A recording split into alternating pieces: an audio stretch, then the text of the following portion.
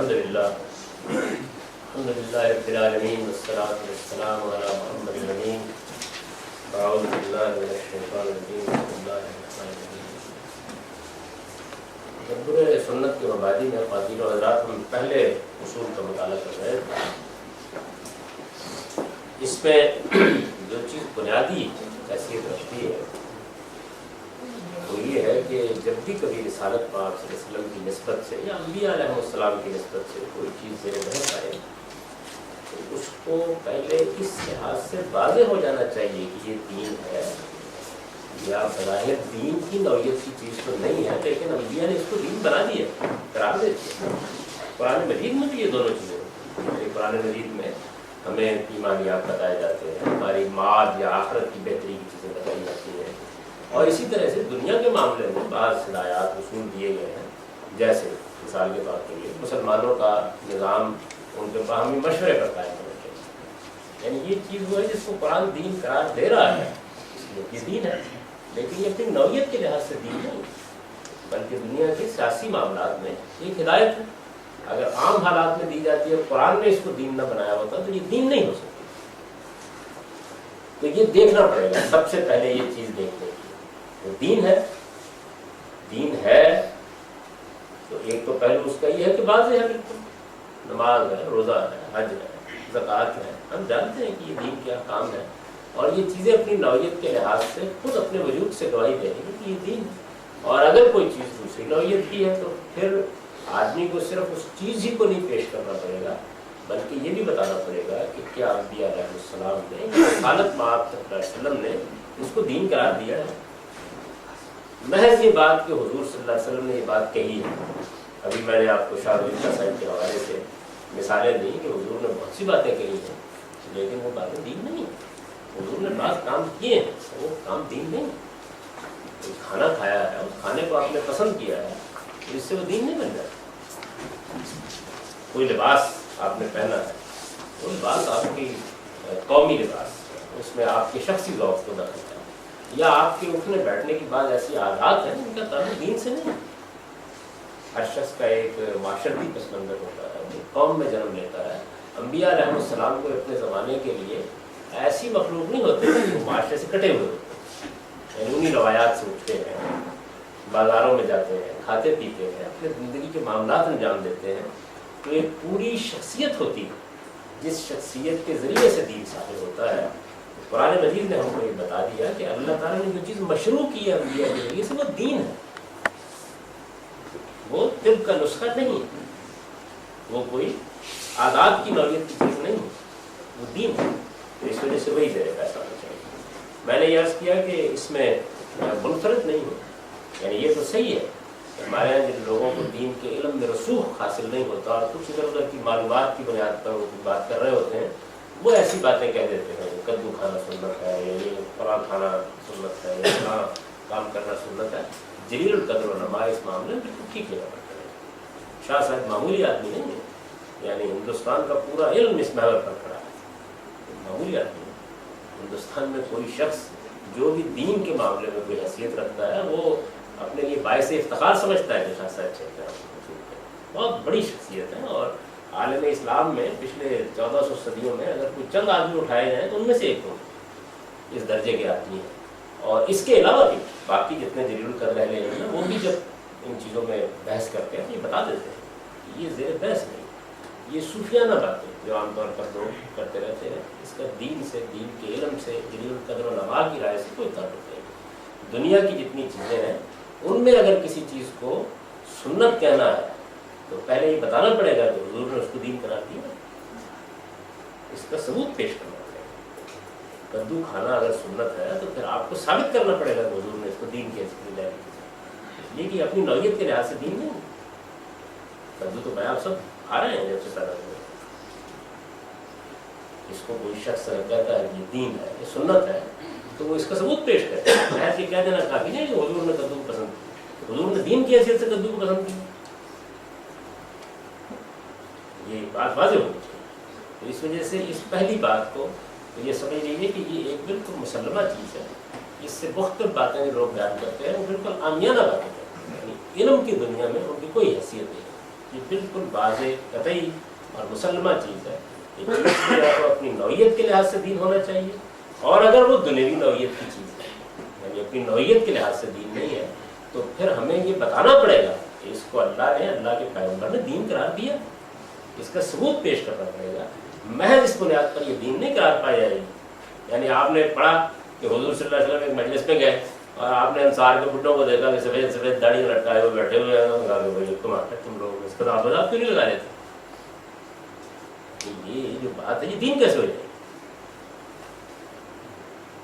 یا اللہ کے پیغمبر کوئی گفتگو نہیں کرتے، بات چیت نہیں کرتے، اپنے تجربات نہیں بیان کرتے؟ اگر خضاب لگانے کے معاملے میں حضور کوئی بات کہنا چاہتے ہیں تو یہ دین اپنی نوعیت کے لحاظ سے نہیں ہے۔ پھر آپ باقاعدہ اس کو دین قرار دیں گے، پھر بتائیں گے کہ یہ دین، پھر اس کی تبلیغ کریں گے، پھر لوگوں کو پابند کریں گے اس بات کو۔ اس جملے سے دین نہیں بن جائے گا۔ جیسے شاہ صاحب نے مثال دی کہ اگر حضور نے کہا کہ گھوڑا خریدنے کے لیے جا رہے ہیں، ذرا کچھ وہ ہوتا ہے نا جو سیاہی مائل سنہری رنگ کا ماتھا سے دے دینا چاہیے وہ، تو یہ دین نہیں ہو گیا۔ یہ مجھے بھی مشورہ ہے، آپ نے کوئی بچہ آیا اور آپ نے یہ کہا کہ اس کو بیوی یہ دوا دے دو مثال ٹھیک ہو جائے گی، یا شہد کھلا دو، تو آپ بیٹھ جائے ہر مریض کو شہد کھلانے کے لیے کی سنت ہے؟ نہیں، اس کی کوئی سنت نہیں۔ یہ چیزیں دنیوی نوعیت کی چیزیں ہیں۔ پیغمبر صلی اللہ علیہ وسلم اپنی اسی حیثیت سے ان کو کہتے بھی ہیں، کرتے بھی ہیں۔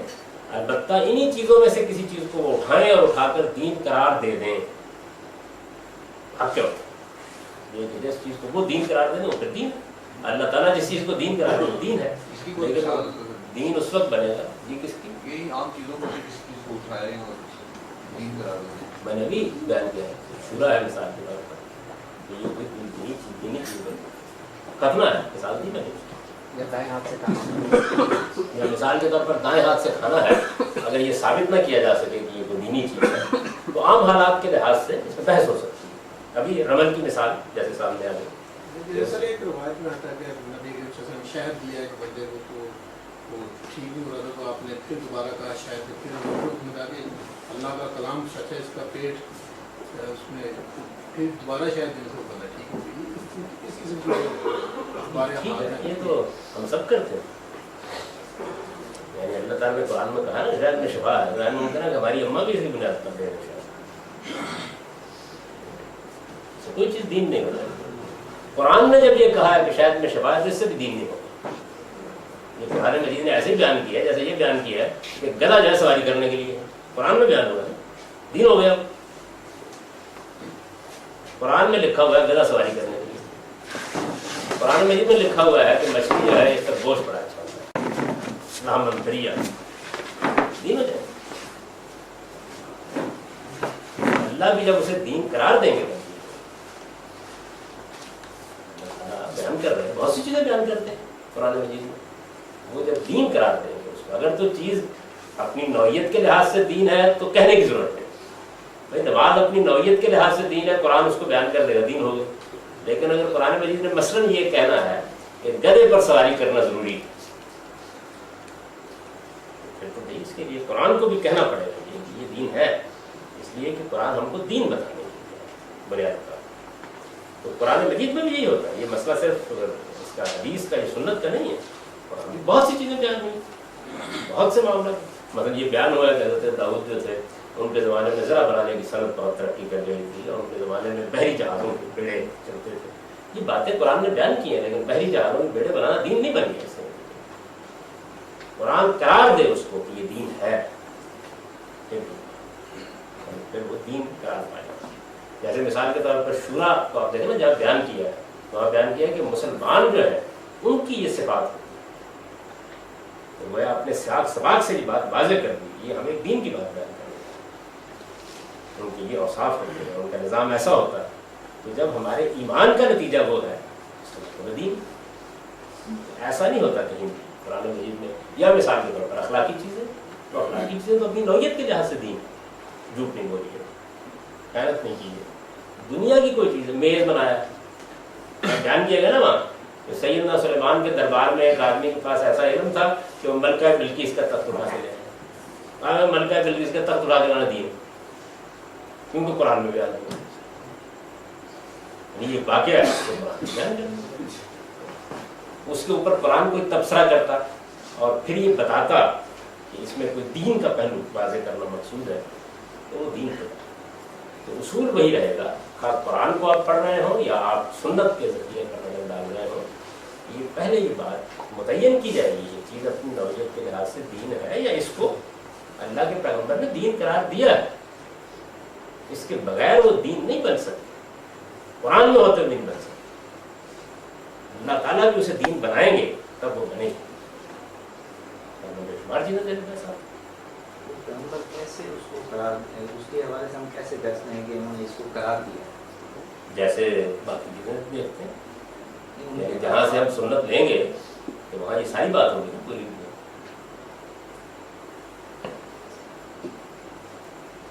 कुरान मजीद से मैंने अभी मिसाल दे दी ना आपको, कुरान मजीद की आयत आपने पढ़ी अमरुहुम शुरा बैनहुम, तो आयत बता रही है कि दीन करार देंगे। तो रसूलुल्लाह जब कोई हुक्म देंगे या कोई सुन्नत सामने आएगी तो वो भी तो करेंगे ना ये काम, ये इसके किए बगैर दे देंगे। उसने तो सियाक इस बात से हमने अंदाजा लगा लिया कि इसमें सुन्नत आप कहाँ से अक्स करेंगे? जैसे आपने बताया कि इजमा से अक्स करेंगे, इजमा से, और और इजमा में ये बात बयान होगी। हम रिवायत से अक्स करेंगे, हदीस में बात बयान होगी। जहाँ पर भी आप अक्स करेंगे वही बात बयान होगी। यानी ये दोनों काम अल्लाह का पैगंबर करेगा। अगर ये नहीं हुए और वो चीज़ दुनियावी है तो हम उठा के अलग रखें, तो दीन नहीं।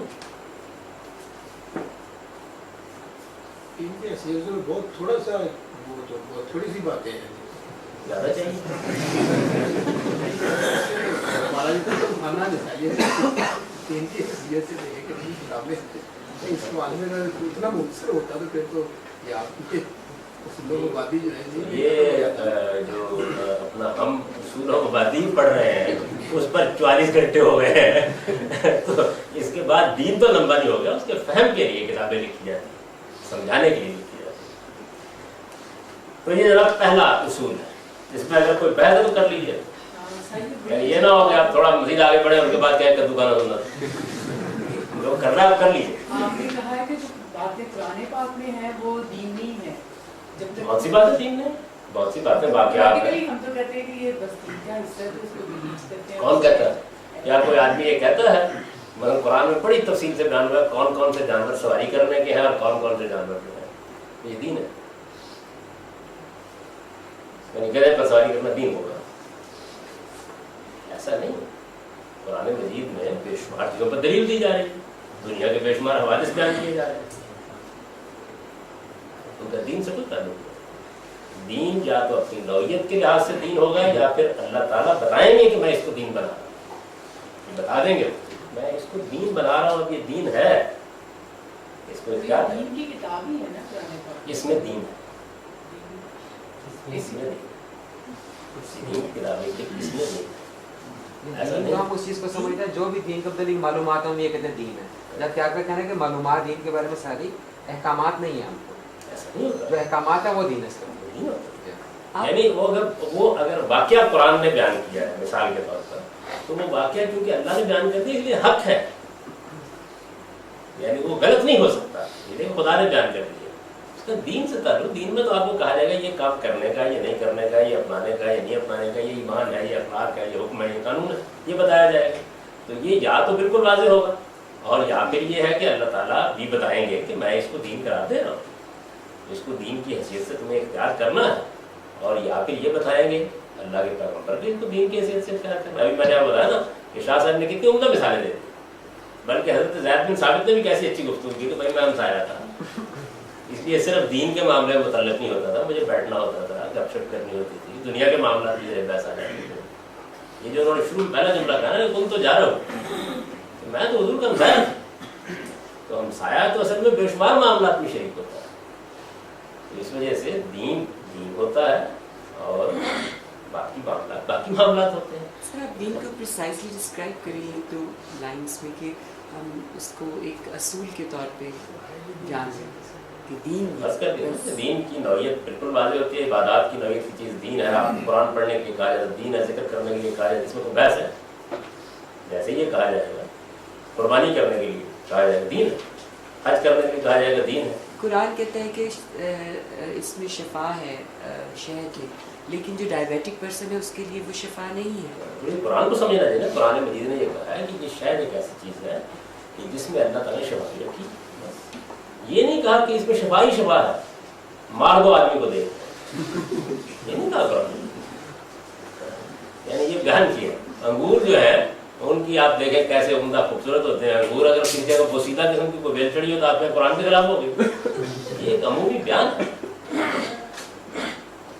سر قرآن میں آیا کہ نبی صلی اللہ علیہ وسلم کی زندگی آپ لوگوں کے لیے ایک بہترین نمونہ ہے.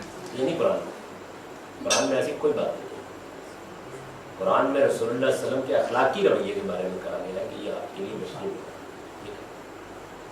یعنی حضور نے جنگ عذاب میں جس استقامت کے ساتھ اللہ تعالیٰ کے احکام پر عمل کیا، جیسی شان کے ساتھ جنگ لڑی، جیسے آپ کھڑے رہے، اس پر قرآن نے یہ تبصرہ کیا کہ اس موقع کے اوپر حضور کے رویے میں تمہارے لیے بہترین یہ کہا.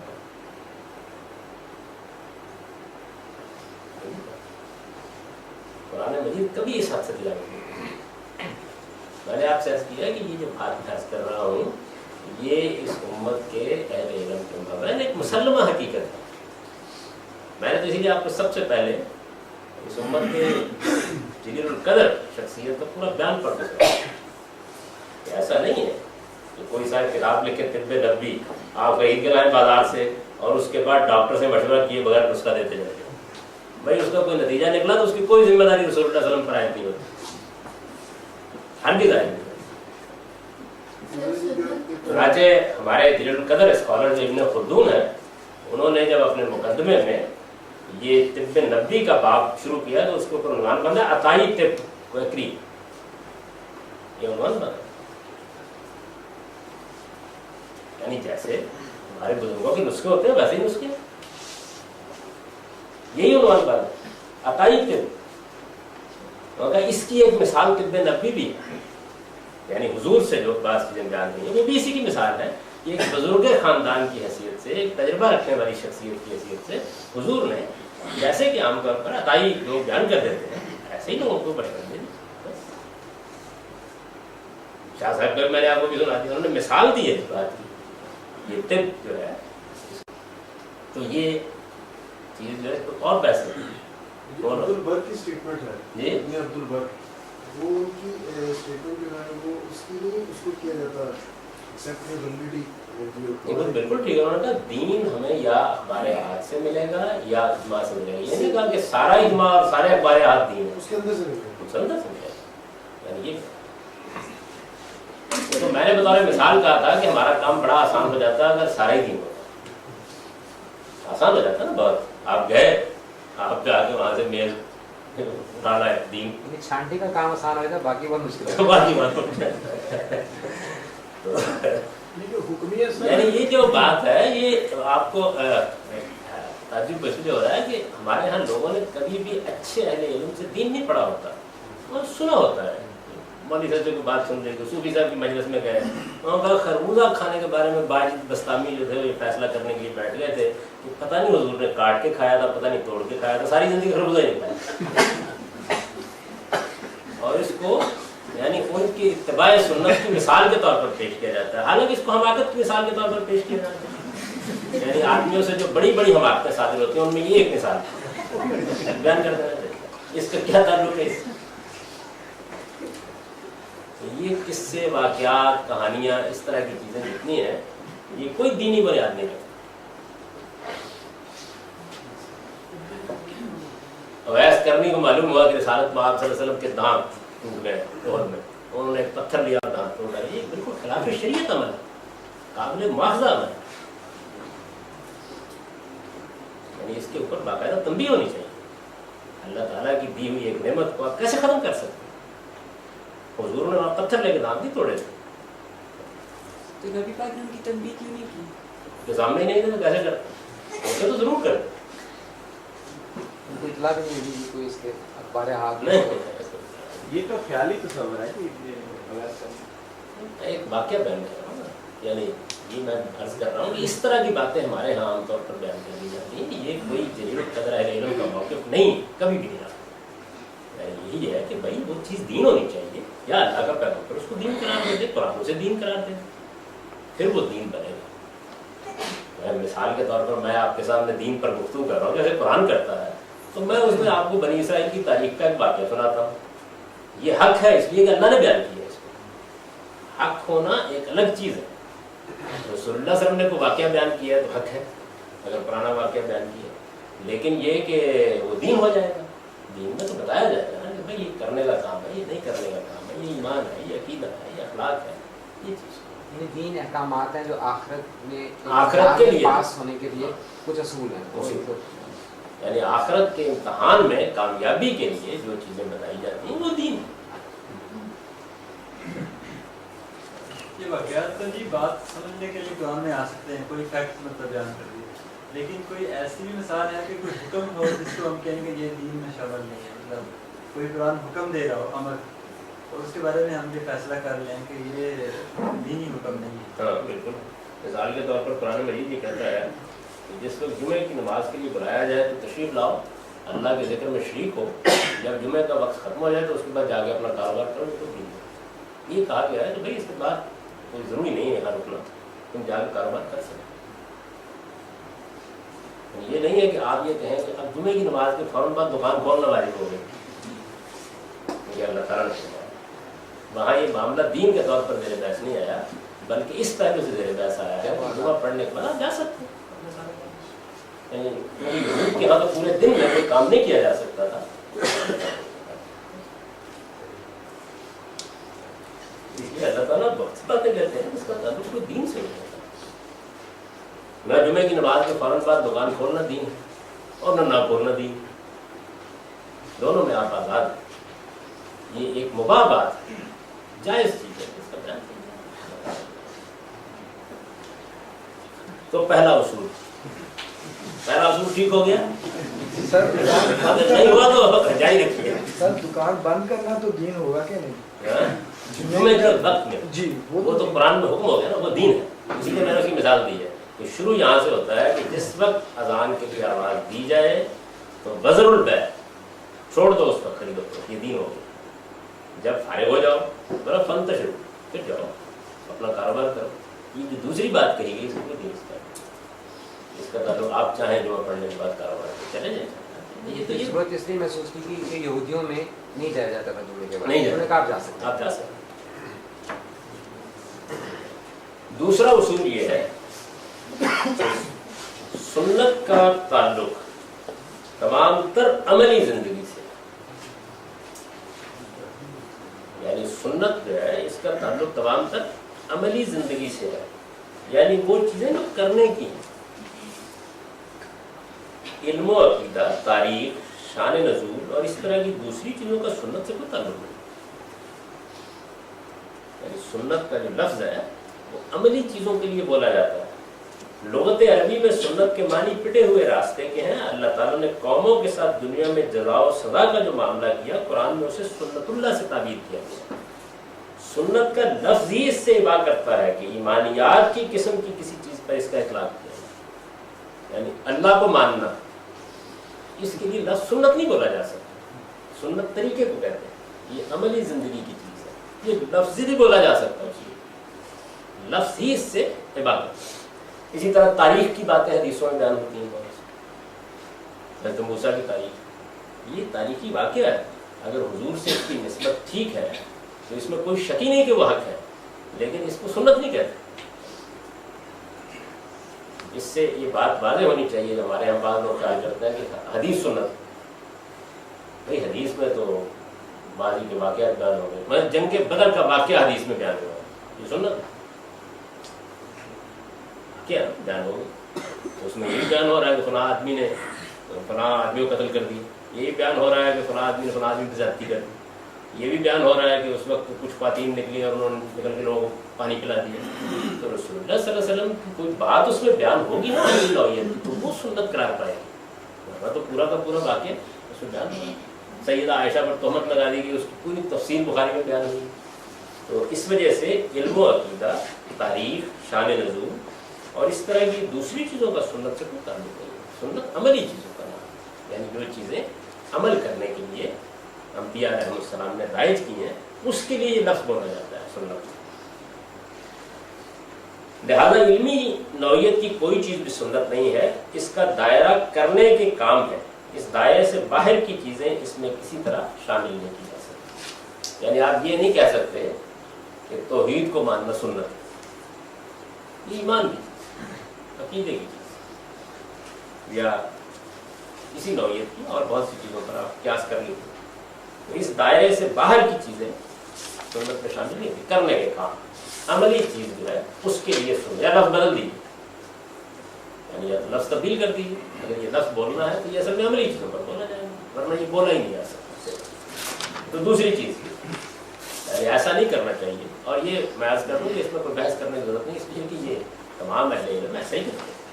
یعنی یوں نہیں ہے کہ وہ ایمان کو کہتے ہیں سنت، یا مثال کے طور پر آخرت کو ماننا سنت ہے. کوئی نہیں کہتا. ایمان کی، عقیدے کی، تاریخ کی جتنی بحثیں ہیں وہ حضرت موسیٰ کا واقعہ سنایا ہے، حضور نے سنا دی. تو یہ سنت نہیں ہوئی، یہ خبر ہے جو دی گئی. یہ صحیح خبر ہوگی اگر حضور سے اس کی نسبت ثابت ہے. اگر ثابت نہیں ہے یا کوئی سمجھنے میں غلطی لگ گئی ہے تو غلط بھی ہو سکتی ہے بات. وہ تو حدیث کے اپنے مسائل ہیں. لیکن سنت وہ چیز ہوگی جس کا تعلق عملی زندگی سے، یعنی عملاً کرنے کے کام کی سنت. اس کا لفظ جو ہے وہ اس کے علاوہ کسی اور چیز کو قبول نہیں کرتا. طریقہ آپ جو اختیار کرتے ہیں، روش جو آپ اختیار کرتے ہیں، اس کو سنت کریں. تو لفظ ہی جو ہے وہ بتا دیتا ہے کہ اس سے مراد کیا ہے. جی نہیں، حدیث پہلی یہ بالکل لگتی ہے. حدیث پہلی یہ بتاتی ہے کہ حضور نے فلاں کام کیا. نہیں، حضور نے ایک کام کہا زبان سے، لیکن وہ کرنے کا کام ہے. سننا حدیث سے فعلی اور قولی کا کوئی سوال نہیں، وہ کام کرنے کا ہونا چاہیے. شوافی اور نابلہ تو اس سے ذرا مختلف سنت کی دیتے ہیں. وہ کہتے ہیں حدیث سنت. حدیث اور سنت مترادف ہے. بات یہ ہے مثلا اس میں اگر حدیث میں یہ بیان کیا گیا ہے کہ رسول اللہ صلی اللہ علیہ وسلم نے بعثت سے پہلے ایک شام کا سفر کیا تھا، سنت حدیث تو تاریخ ہے، واقعات بھی. حدیث میں تو قرآن بھی ہے، قرآن مجید کی بہت سی آیات کی شرح و وضاحت اس میں ہوئی ہوتی ہے. سنت عملی نوعیت کی چیز ہے. اور کوئی اس میں مسئلہ ہے تو نہ کوئی تیسرے اصول پر جاؤ اور آپ دوسرے پہ سوال کرنا شروع کریں. ہمارے ساتھ تو چوتھے پر کریں گے، جو ابھی نہیں آیا تو ماضی پر کر لیجیے. اس کے بعد کتابوں کے نام ہے سنن ابن ماجہ، سنن نسائی. حدیث پڑھیں گے ہم بحث کریں گے کہ کیوں یہ نام رکھ لیے جو آپ کے لیے باعث تکلیف ہو رہا ہے. کے ساتھ کی سنتیں ہوں گی. یہ حدیث کی وہ کتابیں ہیں جیسے بخاری اور مسلم جو ہے ان کے اندر ہر طرح کی چیزیں. یہ حدیث کی وہ کتابیں ہیں جن میں اصل میں کرنے کے دینی کام بیان ہیں، اس لیے انہوں نے یہ نام رکھا. ان میں تاریخ، واقعات، قصص بیان نہیں ہوتے، اسی لیے نام رکھا ہے. جب اسٹیٹ کے ساتھ متعلق کی سنتیں ہوں گی، عملی چیز. اگر کوئی عملی شورا بینہم، یہ سنت یہ تو قرآن کا حکم ہو گیا نا، میرے پاس جلدی آئے گا ہی نہیں. لیکن اگر مثال کے طور پر رسول اللہ صلی اللہ علیہ وسلم نے یہ طریقہ جاری حضور نے کیا ہوتا ہے یا انبیاء نے کہ بھائی مشورہ لینا ہے تو یہ عمل کرنے کا کام ہے، یعنی وہ کرنے کا کوئی کام ہونا چاہیے تب اس کو سنت کہہ سکتے ہیں. کوئی طریقہ ہونا چاہیے جو آپ کو بتایا گیا اختیار کرنے کے لیے، عملاً کرنے کے لیے کوئی چیز اگر بتائی گئی ہے تو یہ سنت ہے. ماننے کے لیے کوئی چیز کہی گئی ہے تو یہ ایمانیات کی چیز ہے، اس کے لیے سنت کا لفظ نہیں بولا جا سکتا. یہ ہو گیا جناب بات، اس میں کوئی مسئلہ ہے. تیسرا اصول یہ ہے کہ عملی نوعیت کی وہ چیزیں بھی سنت نہیں ہو سکتی جن کی ابتدا پیغمبر کے بجائے قرآن سے ہوئی. یعنی چیز تو عملی نوعیت کی ہے لیکن وہ قرآن سے پہلے کا دین نہیں ہے، اس کی ابتدا قرآن. ظاہر ہے کہ سنت تو انبیاء کے اس طریقے سے ہے نا. اگرچہ چیز عملی نوعیت کی ہے لیکن اس کی چونکہ ابتدا قرآن میں کر دی ہے تو اب تو یہ قرآن کا حکم کے طور پر لسٹ کریں گے نا، اس کو سنت میں نہیں ڈال سکتے. بات واضح ہوگی۔ تیسرا اصول یہ ہے کہ عملی نوعیت کی وہ چیزیں بھی سنت نہیں ہو سکتی جن کی ابتدا پیغمبر کے بجائے قرآن سے ہوئی تھی۔ ابتدا لفظ یہ یاد رکھیں، یعنی ایسی چیزیں ہو سکتی ہیں کہ جو پہلے سے موجود تھیں لیکن قرآن نے ان کا ذکر کیا ہے، تو وہ تو اپنی پہلی حیثیت میں سنتی رہیں گی۔ لیکن اگر اس کی ابتدا وہ دینی حکم ابتدان عربوں کے لیے، یہ سمجھ لیجیے عربوں کے لیے وہ دینی حکم ابتدان قرآن میں آیا ہے۔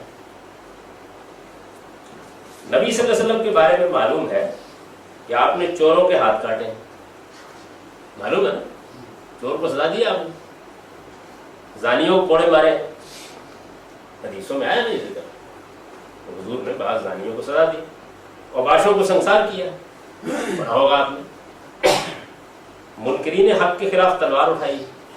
کبھی آپ نے سنا ہے کہ چور کا ہاتھ کاٹنا سنت ہے؟ وہ کہتا ہے، کیوں نہیں کہتا؟ حضور نے کیا نا یہ کام، اس لیے کہ اس حکم کی ابتدا اہل عرب کے لیے قرآن سے، یعنی ان کے ہاں چور کے ہاتھ کاٹنے کی سزا دین کی حیثیت سے پہلے رائج نہیں تھی۔ اگر ہوتی تو پھر یہ سنتی، قرآن آیا اور اس نے آ کے، حالانکہ عملی چیز ہے، چور کا ہاتھ کاٹنا جو عملی کرنے کا کام ہے نا، کوئی ایمان عقیدے کی چیز نہیں ہے، لیکن یہ کام قرآن نے آ کے اہل عرب کو کہا کہ یہ آپ سزا دیں دین کی حیثیت سے۔ جس حکم کی ابتدا قرآن سے ہوئی ہے اس کو پھر سنت کے دائرے میں نہیں ہوتا ہے۔ مطلب جب اس کی لسٹ شائع ہوئی سنن کی، تو ایک سال نے مجھ سے کہا کہ دیکھو یہ کتنی بڑی سنت کو آپ نظرانداز کر دیا۔ میں نے فرمایا یہ کہنے لگے جہاد، اس لیے کہ اس کی ابتدا قرآن سے ہوئی، عرب تو واقف نہیں تھے اس بات سے کہ اللہ کے دین کے لیے جہاد کرنا، تو وہ دین کے حکم کا میں نے انکار نہیں کیا، اس کی کیٹیگری دوسری، یہ بات واضح ہو گئی۔ یعنی کسی حکم کی ابتدا اگر قرآن سے ہوئی ہے تو پھر وہ سنت کی کیٹیگری میں نہیں جائے گا۔ ملت ابراہیمی کی روایت ہے جی، تو اگر دوسری طرف جو چل رہی ہے بنی اسرائیل میں اگر کوئی روایت جیسے جہاد اگر ہے یا ہاتھ کاٹنا ہے یا، تو یہ چیز کیا ہم اس کو سنت میں کیوں نہیں لاتے ہیں؟ اس الگ کر کیوں کرتے ہیں؟ اس کی وجہ یہ ہے کہ نبی صلی اللہ علیہ وسلم کی بعثت تو مشرکین عرب کی طرف ہوئی نا پہلے مرحلے میں، تو ان کے ہاں اگر ایک چیز آئی نہیں، اب قرآن نے اس کو شروع کیا ہے تو پھر ہم اس کو سنت کے دائرے میں ڈال سکتے ہیں، اگرچہ وہ پہلے کی چیز ہو سکتی ہے، اللہ تعالیٰ کی سنائیں تو پہلے بھی دیتے رہے، لیکن وہاں رائج نہیں، وہاں رائج نہیں ہے، تو آپ قرآن مجید سے اس کی ابتدا ہوئی۔ ایک بات دین میں تو تھی لیکن عرب اس سے واقف نہیں، تو آپ قرآن ابتدا کر رہا ہے تو اس کو سنت رسول کیسے کریں؟ قرآن کا حکم کے طور پر بیان کریں گے نا، اس لیے کہ ان کے لیے قرآن نے اس کا تعارف کرایا تھا، تو ہم قرآن کا حکم بیان کریں گے، بائبل کا حکم بیان کریں گے، یہ تو کہہ سکتے ہیں، سنت نہیں کہہ سکتے اس کو، کیونکہ عرب اس سے واقف نہیں۔ سر یہ اگر ایک حکم جس سے آپ نے فرمایا کہ بائبل میں آتا ہے تو اسے تو ہم سنت قرار دے دیتے ہیں، لیکن قرآن میں آتا ہے تو سنت نہیں قرار دیتے، اس کا مطلب ہم قرآن کو اور بائبل کو ڈفرینشیٹ کر رہے ہیں؟ یہ ایسی بات نہیں ہے، بائبل میں بھی جو چیز ابتدان بیان ہوگی وہ ظاہر ہے کہ بائبل کا حکم قرار پائے، وہ سنت نہیں قرار پائے گی۔ تو جو سنتیں جن کا بیان بائبل میں بالکل ابتدان ہے انہیں تو ہم لوگ سنت نہیں کنسیڈر کرتے، اس لیے کرتے ہیں کہ ان کی ابتدا قرآن نے نہیں کی، وہ عربوں کے ہاں سنت کے طور پر رائج تھی، عربوں کے ہاں وہ دین کی حیثیت سے موجود تھی پہلے سے۔ یعنی سر قرآن کے آنے سے پہلے تک انہیں ہم بائبل کا حکم کہہ سکتے ہیں، یعنی قرآن کے آنے کے بعد وہ سنت بن گئی؟ اگر قرآن مجید کے آنے کے بعد وہ چیز اگر قرآن نے اس کی ابتدا نہیں کی اور پہلے سے ایک رائج دین ہے تو ہم اس پہ سنت کریں گے۔ قرآن نے ابتدا کر دی تو قرآن کے حکم کے طور پر اس کو لسٹ کریں گے، یعنی جہاد کو قرآن کے ہاتھ میں، مثلا میں آپ بیان کر رہا ہوں قرآن میں کیا کیا دین بیان ہو، جہاد کو قرآن کے تحت رکھیں گے اور ختنے کو مثال کے طور پر سنت کریں گے، کیونکہ یہ بالکل کامن سینس کی بات ہے کہ جس سوسائٹی میں قرآن نازل ہوا ہے اس میں اگر وہ پہلے سے رائج طریقہ نہیں ہے اس کی ریلیشن سنت سے قائم کیسے کریں؟ اگر وہ بائبل کے اندر موجود ہے تو بائبل پڑھنی پڑے گی نا اس کے لیے، سنت کا لفظ تو نہیں بولا جا سکتا، پھر ہم کہیں گے وہ بائبل کا حکم کہہ سکتے ہیں، سنت نہیں بول سکتے، ٹھیک نہیں بول سکتے، یعنی اس سے کچھ نہیں ہوگا، اس سے یہ نہیں ہوگا کوئی چیز دین سے نکل جائے گی، وہ اپنی کیٹیگری میں اس جگہ آ جائے گی، یعنی وہ قرآن کا حکم قرار پا جائے گی۔ جو مثالیں میں نے دے دی ہے اس کی کہ نبی صلی اللہ علیہ وسلم نے عملاً اگر آپ دیکھیں قرآن کو ایک طرف رکھتے تو حضور عملاً آپ کو کرتے ہوئے نظر آ رہے ہیں، چوروں کے ہاتھ کاٹ رہے ہیں، زانیوں کو سنسار کر رہے ہیں، سزائیں دے رہے ہیں، تو یہ جو سزائیں آپ نے دی ہیں، یا مثال کے طور پر آپ جہاد کرتے نظر آ رہے ہیں، تو ایک عملی چیز حضور کر رہے ہیں، لیکن کیا حضور صلی اللہ علیہ وسلم کے ہاں یہ پہلے سے کوئی رائٹ چیز تھی دین کی حیثیت سے جس کو آپ کر رہے ہیں؟ مثلا حج تو آپ نبوت سے پہلے بھی کر رہے تھے،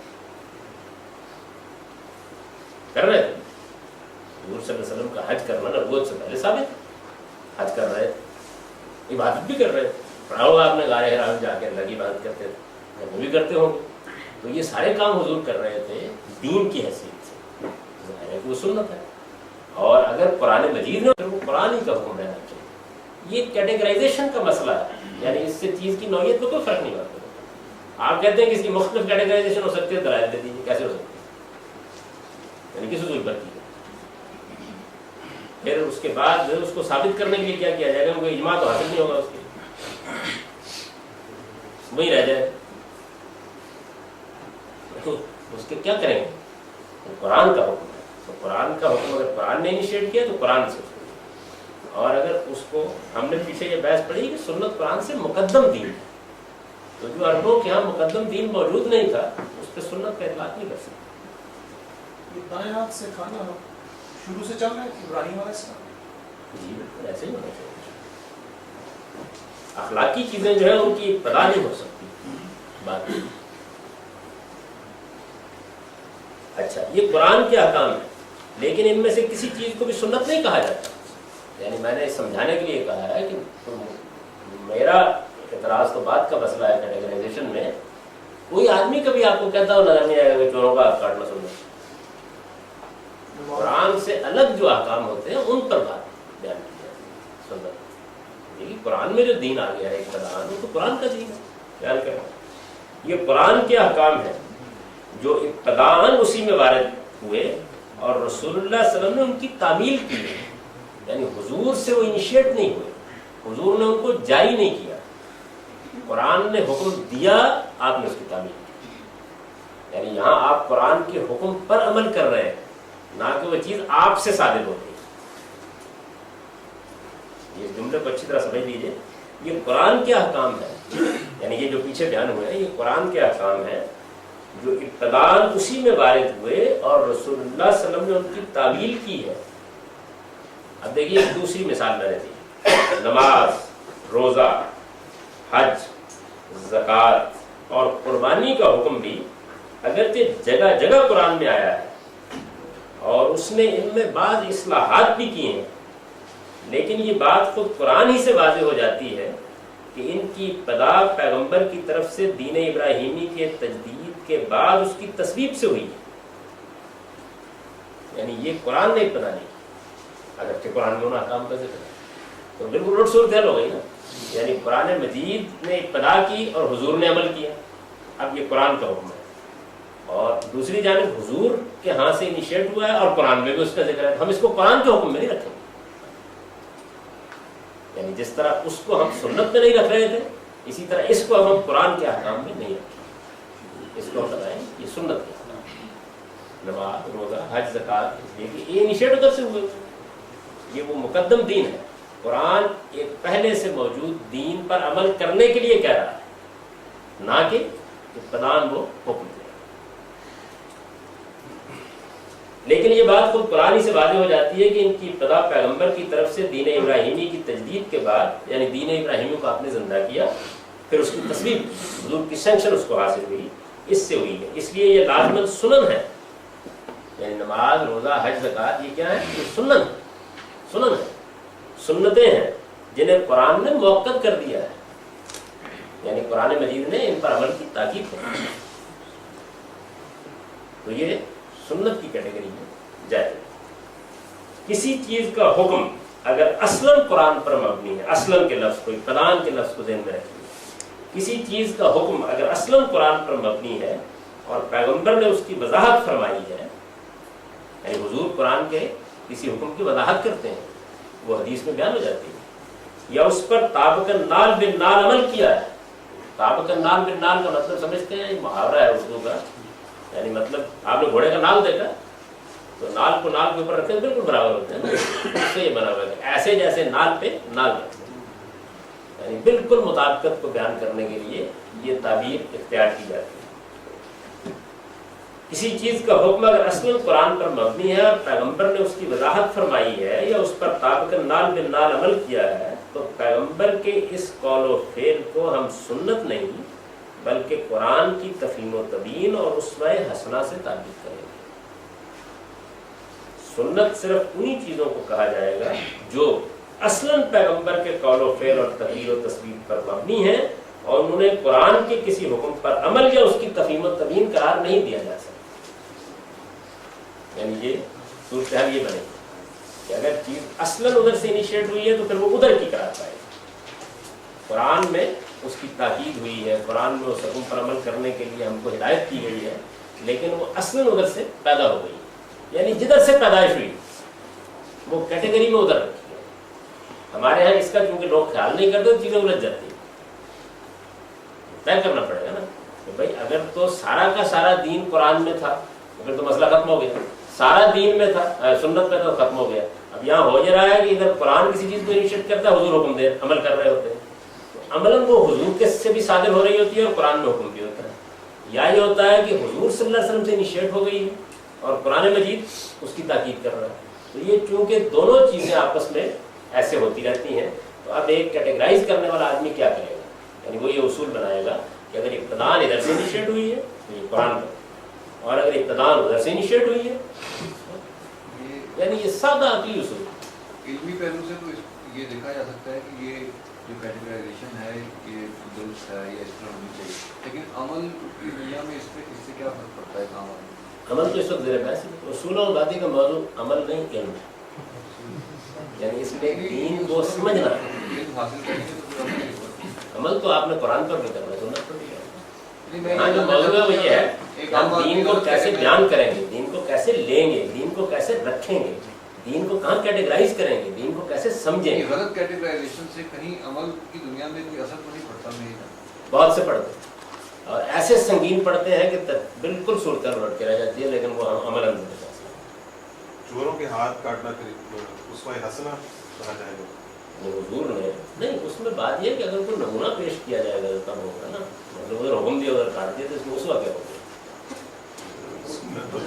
اس بات یہ ہے کہ مثلا قرآن نے حکم دیا کہ بھائی نماز پڑھی جائے، تو ہم دیکھا حضور نے کتنی اچھی نماز پڑھی، تو اس کو تو نمونے کا لفظ اس کے لیے بولنا چاہیے۔ بولنے کو آپ بول رہے تو مجھے اعتراض نہیں ہے، لیکن کیا کریں گے بول کے؟ ادھر قرآن مجید نے حکم دیا، حضور نے عمل کرا دیا اس کو۔ آپ بھی یہ جو اسوہ حسنہ ہے اس کو اس میں شامل کرتے ہیں؟ ہمارے یہاں تو اسوہ حسنہ، تبیین یہ سب چیزیں جو ہیں ان کو ایسا خط مند لوگوں نے کیا ہے کہ اس کے پھر پورے دین کے فہم پر اثرات ہیں۔ یعنی قرآن نے ایک بات بیان کی، انیشیٹ قرآن سے ہوئی، حضور اس کی وضاحت کر رہے ہیں، تو یہ حضور کی وضاحت کرنا چاہیے، تفہیم اور تبیین کرنا چاہیے، سمجھائیے حضور نے قرآن کی بات، اگرچہ وہ حدیث میں بیان ہوئی، حضور نے وضاحت کی ہے کسی سوال کے جواب میں، تو آپ اس پہ کیا کہیں گے؟ یہ حضور کی تفہیم و تبیین ہے۔ اچھا، قرآن نے کسی چیز کا حکم دیا اور رسول اللہ صلی اللہ علیہ وسلم نے اس پر بہت عمدگی سے عمل کیا، آپ کہیں گے حضور کا بہترین نمونہ ہے اس پر عمل کرنا۔ مثلا قرآن مجید نے کہا کہ بیویوں کے ساتھ بہت اچھا سلوک کرو، عاشرہن بالمعروف، اب حضور نے اس کا عملی نمونہ پیش کیا جو آپ کبھی نہیں کریں گے، کم سے کم پنجاب کے مسلمانوں کو کوئی طور۔ یعنی قرآن نے کہا نا کہ بیویوں کے ساتھ عاشرہن بالمعروف، ان کے ساتھ بہت بھلے طریقے سے، اچھے طریقے سے، دستور کے مطابق، قاعدے کے مطابق، شرفاء کی روایات کے مطابق سلوک کرو، یہ قرآن کا حکم ہو گیا۔ اب حضور نے اپنی بیویوں کے ساتھ اس پر عمل کر کے دکھایا، کیا چیز ہوتی ہے اچھی معاشرت، بہترین نمونہ پیش کیا، تو اس کو ہم کیا کہیں گے؟ سنت نہیں، اسوہ حسنہ، وہ تو حکم قرآن نے دیا تھا، حضور نے اس پر عمل کا بہترین نمونہ پیش کیا۔ تو اس سے آج میری بات آپ کی سمجھ میں آ گئی ہوگی کہ اسوہ حسنہ کا لفظ کس چیز کو بولنا چاہیے، سنت کا لفظ کس چیز کو بولنا چاہیے، قرآن کا حکم کس کو کہنا چاہیے۔ یعنی چیز اگر قرآن سے اصلاً شروع ہوئی ہے تو وہ قرآن کا حکم، چیز اگر اصلاً پیغمبر سے شروع ہوئی ہے تو وہ سنت ہے۔ اگر اصلاً پیغمبر سے شروع ہو گئی ہے اور قرآن بھی اس کا حکم دے رہا ہے تو یہ تاکید ہے قرآن کی۔ یعنی اب میں جب کیٹیگرائز کروں گا تو اس کو قرآن کے احکام میں رکھوں گا نہیں، مثلا میں نماز کو قرآن کے احکام میں نہیں رکھوں گا، समझ रहे हैं ना, उसको मैं सुन्नत की कैटेगरी में रखूंगा, जिसके बारे में कुरान ने भी ताकीद करना। और चोर के हाथ काटने को अगरचे हुजूर इस पर अमल कर रहे हैं, तो मैं कुरान के अहकाम के ज़ैल में रखूंगा, अगरचे। सर ये कुर्बानी सुन्नत इब्राहिमी कहा जाता है, तो इसको किस कैटेगरी में हम तो रखा है पीछे, जरूर में रख दिया था, आए हो गए रखने के बाद। सुन्नत की नौयत की कोई शायद आपने सुना नहीं, अभी ये है नमाज, रोजा, हज, ज़कात और कुर्बानी का हुक्म भी अगरचे जगह जगह कुरान में आया है, और इसमें कुरान ने बाद इस्लाहात भी की हैं, लेकिन ये बात तो कुरान ही से वाज़ेह हो जाती है कि इनकी इब्तदा पैगंबर की तरफ से दीन इब्राहिमी की तजदीद के बाद उसकी तस्वीर से हुई है, इसलिए ये लाज़िमन सुन्नत है। इसमें सुनन में भी उसवा हसना किसी चीज़ को करार देंगे, बिल्कुल ऐसा ही होगा। मिसाल के तौर पर हुजूर सल्लल्लाहु अलैहि वसल्लम ने नमाज को बतौर सुन्नत जारी किया, फिर नफल नमाजें पढ़ी हैं बहुत सी, तो ये हुजूर का नमाज के मामले में नफल पढ़ने के बारे में बेहतरीन नमूना है। यानी एक काम आप बतौर सुन्नत जारी करेंगे दीन के तौर पर, फिर उसके ऊपर अमल की बाद मिसालें पेश कर देंगे। ये कि जो हुक्म आप हमें दे रहे हैं उस पर खुद भी तो अमल फरमाएंगे, तो वो आपको उसमें ऐसा कुर्बानी जो है सुन्नत है, दीन भी है जी। कुर्बानी ये मौलवी साहब हम बहुत पीछे चले गए। पहला उसूल ये है कि सुन्नत सिर्फ वही चीज़ हो सकती है जो अपनी नौइयत के लिहाज से दीन हो या नबी सल्लल्लाहु अलैहि वसल्लम ने उसे दीन कहा। तो उसके बाद अगर तीसरे उसूल में उसकी मिसाल आई है तो अब गैर दीन की तो आ नहीं सकती। यानी हम चल पड़े ना यहाँ से हम चल पड़े कि असल में यहाँ ज़ेरे बहस सिर्फ दीन आना है। खजूर खाना सुन्नत है लेकिन दीन नहीं है। खजूर खाना कोई सुन्नत, हाँ कोई सुन्नत नहीं है। कैसे हो सकता है? आपने खाया, अमल तो किया।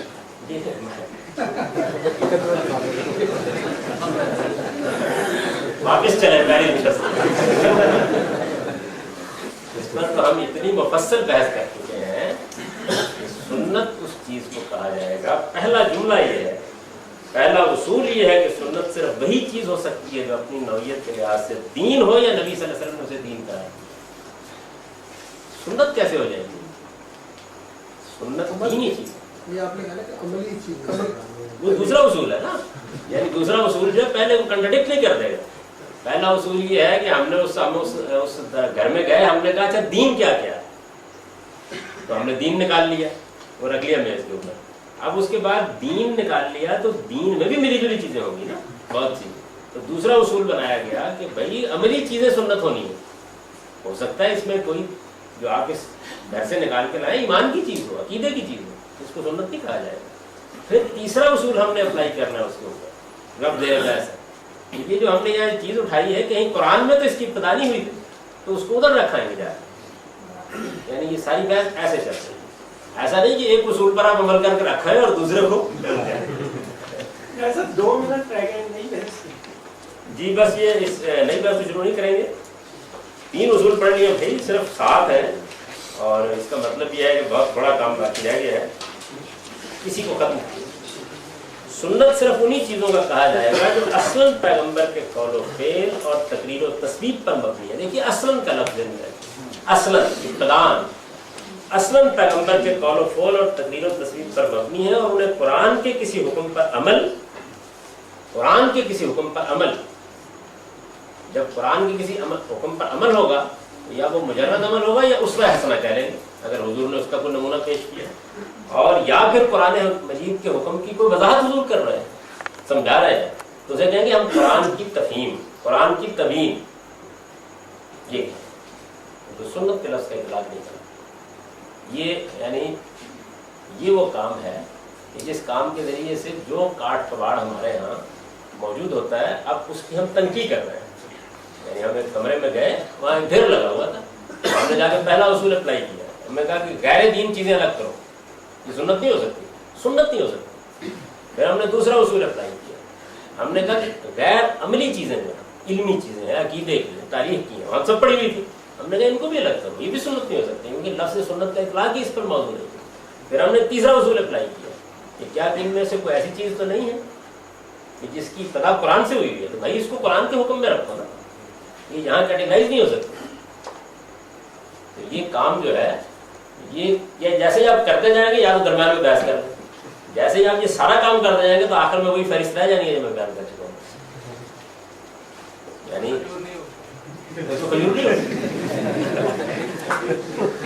اگر آپ نے اصولوں کے اوپر بحث کرنی ہے تو کر لیجیے، لیکن یہ نہ کیجیے کہ سارے اصول جب میں اپلائی کر چکا ہوں تو اس کے بعد آپ کہیں کہ کھجور ضرور پسند ہے. کھجور تو پہلے دن نکل گئی. یعنی جیسے ہی ہم نے یہ اصول قائم کیا کہ دین ہونا چاہیے تو پہلے ہی کھجور تو الگ ہو گئی.